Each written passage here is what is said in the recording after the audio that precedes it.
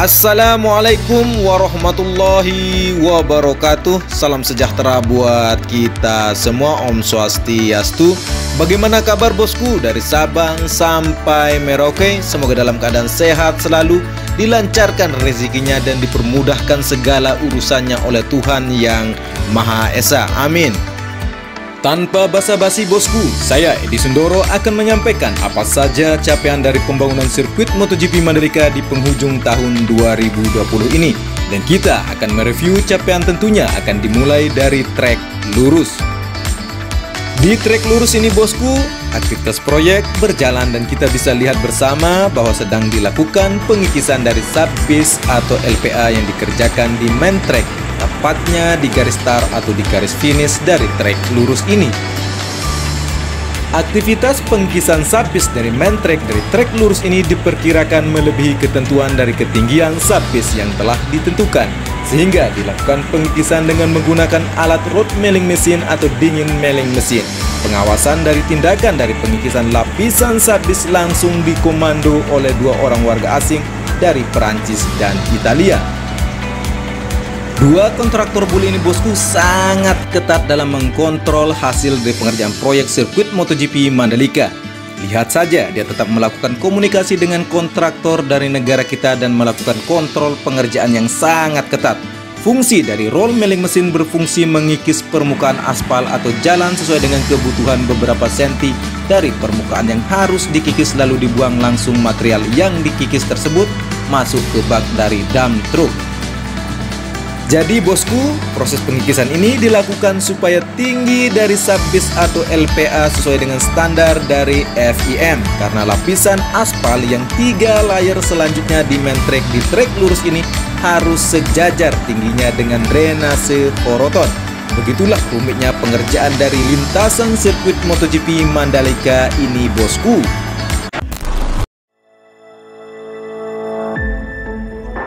Selanjutnya kita akan melihat nama dari bagian dari setiap lintasan dan capaian pembangunan dari lintasan sirkuit MotoGP Mandalika.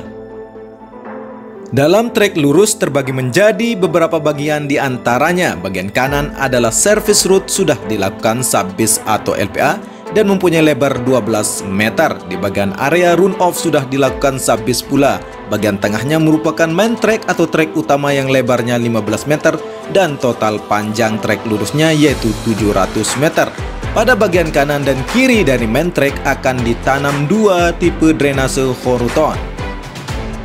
Di bagian kiri dari main track merupakan area pitland yang sudah finish pengerjaan penanaman pipa optik yang menuju pedok.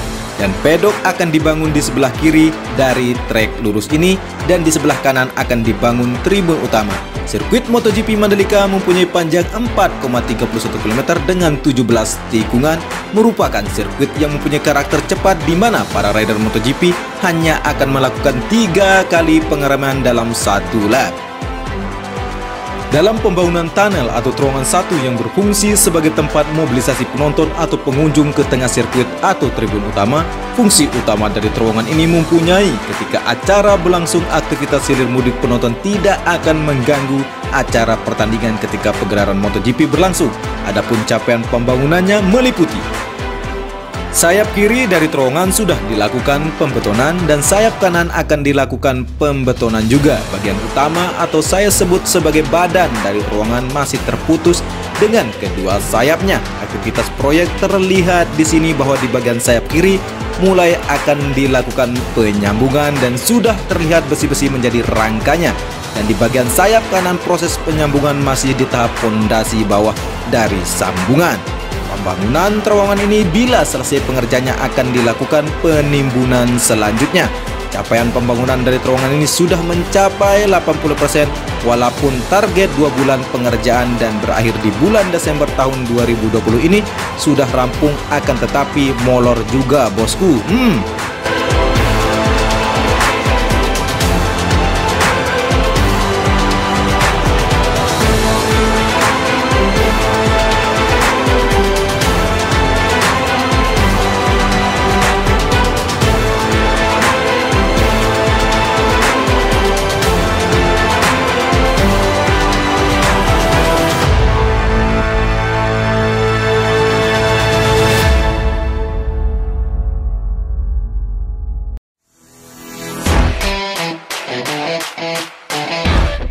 Kita menuju tikungan ke-1 di mana capaian pembangunannya meliputi di servis root bagian kanan sudah dilakukan trial pengaspalan, di bagian main tracknya sudah dilakukan pengerasan subbase atau LPA, dan area run off-nya juga sudah dilakukan subbase pula. Area gravel sudah dihamparkan material kerikil halus yang sudah lulus uji dari FIM. Sedangkan servis root bagian kiri sudah dilakukan trial pengaspalan. Secara keseluruhan dari trek lurus ini capaian pengerjaannya saya perkirakan masih di kisaran 65% pengerjaannya. Dan kita menuju tikungan kedua, 3 dan 4 bahwa pengerjaan dari drainase induk ketiga di antara trek ke-1 dengan tikungan kedua sudah dilakukan penimbunan. Dan terlihat sambungan walaupun masih samar-samar bosku antara tikungan kedua dan ketiga. Proses pengerasan lapisan pondasi atas atau LPA sedang dilakukan. Bentuk dari trek kedua menuju tikungan ketiga tampak nyata bentuk main tracknya dan area gravelnya. Di sebelah kanan dekat tikungan ketiga sedang dilakukan tahap agregat tanah tahap pertama atau pembentukan dari servis root bagian kanan. Dari tikungan ketiga menuju tikungan keempat, bentuk tikungan keempat masih belum terlihat sebab masih dalam pembentukan drainase induk keempat yang akan menuju drainase induk ke-13 sebab jalur ini dulunya merupakan parit atau sungai yang menuju laguna.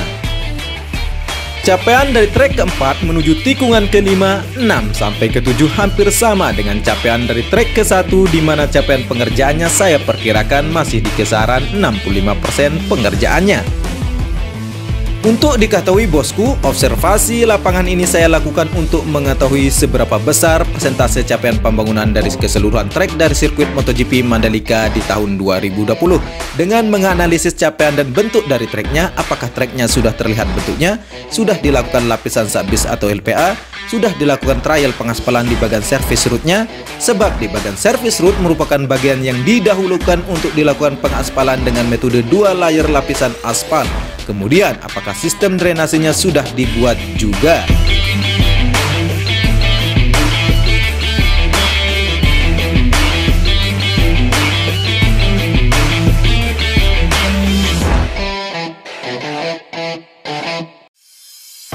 Selanjutnya, kita menuju tunnel 2 atau terowongan kedua di mana capaian dari terowongan 2 ini yang dibangun di antara tikungan ke-7 dan tikungan ke-8.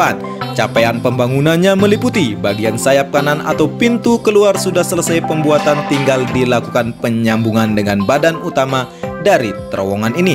Namun di terowongan 2 ini masih belum dibuat sayap kiri atau pintu masuknya.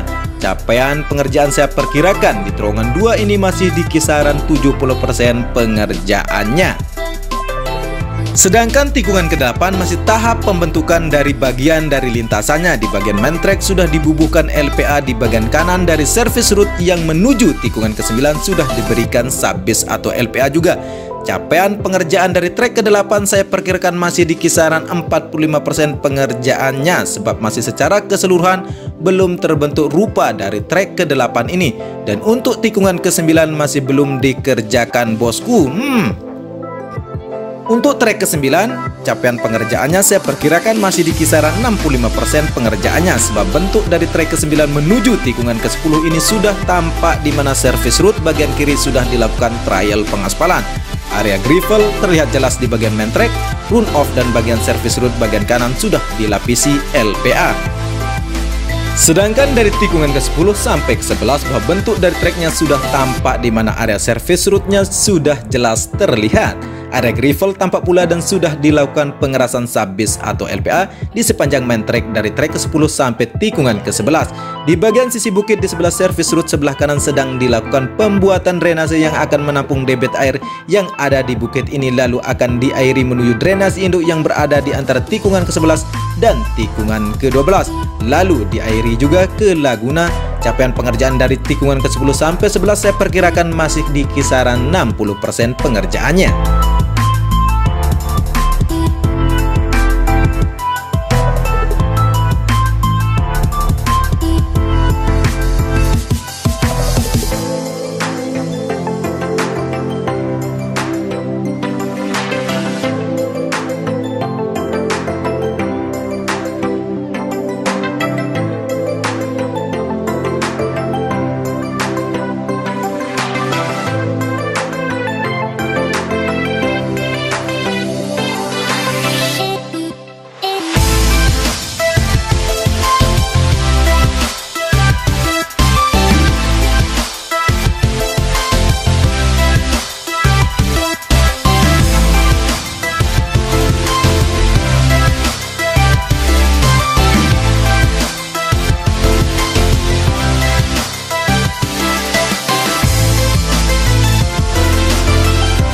Dan kita menuju bosku ke tikungan ke-12. Capaian pengerjaannya saya perkirakan masih di kisaran 65% capaian dari pengerjaannya, sebab treknya secara utuh tampak semua seperti capaian yang saya sebutkan di trek 1, 4, 5, 6, dan 7.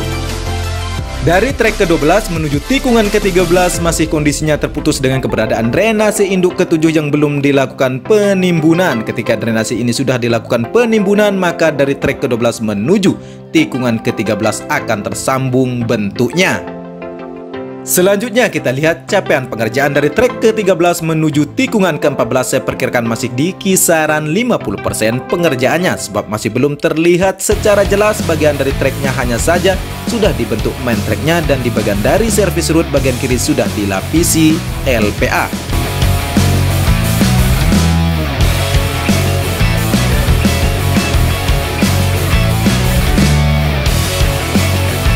Sedangkan dari trek ke-14 menuju tikungan ke-15 masih kondisinya terputus dengan keberadaan drainase yang belum dilakukan konstruksi pembangunannya.